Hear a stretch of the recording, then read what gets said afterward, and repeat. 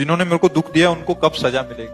अपनी जबान अगर दांत से कट जाए तो आप क्या पत्थर लेकर दांत तोड़ देंगे? तो आप दंड देते हैं क्या दांतों को? तत्काल क्षमा, और सोचते भी नहीं कि दांतों से अपराध हुआ है।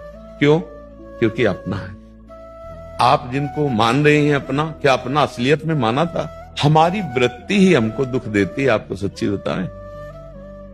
जिससे किसी भी आदमी के दिमाग में आपके प्रति प्रतिकूलता आई तो आपका कर्म ही उसके दिमाग में पहुंच गया कि जब हमारा कर्म कहीं ना कहीं हमें दंड देना चाहता है तो घटना बन जाता है, व्यक्ति के दिमाग में बैठ जाता है, वस्तु विपरीत हो जाती है, परिस्थिति विपरीत हो जाती है और दुख भोग कर हम पवित्र हो जाते हैं। हमें कोई दुख नहीं दे रहा, हमारे कर्म ही हमको दुख दे रहे हैं। हमारे दुख का कारण हमारा किया हुआ कर्म और हमारी सोच है।